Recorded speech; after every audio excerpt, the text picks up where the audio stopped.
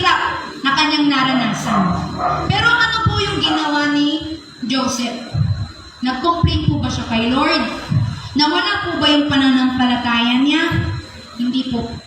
Siya po ay patuloy na naniwala sa Panginoon. Patuloy na nanampalataya sa Panginoon kahit nakikita niya na parang hindi naman nangyayari yung vision niya o yung dream niya.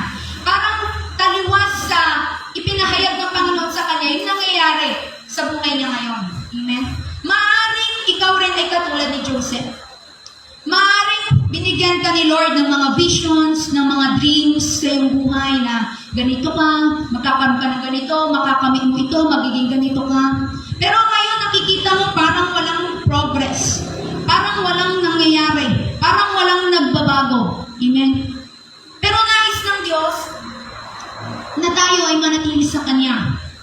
Continue believing to Him na nangako sa atin. Sapagkat ang Diyos, kapag sinabi niya, gagawin niya.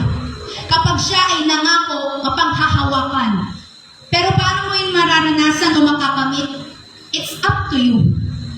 It's up to you if you will continue to believe and have faith on Him.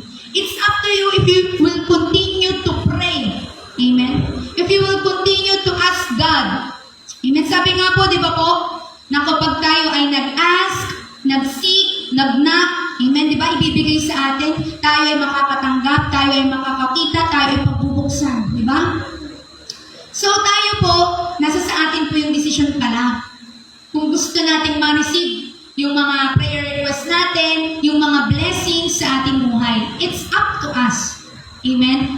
Kung tayo ay susunod. Kasi si Lord, kapag nakita niya na ikaw ay tapat na lingkod, go lang yan.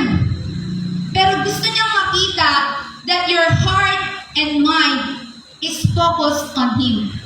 Not into the blessings, kundi sa Kanya na nagbibigay ng blessings. Amen? Sabi nga po, di ba? Focus on the solution, not to the problem.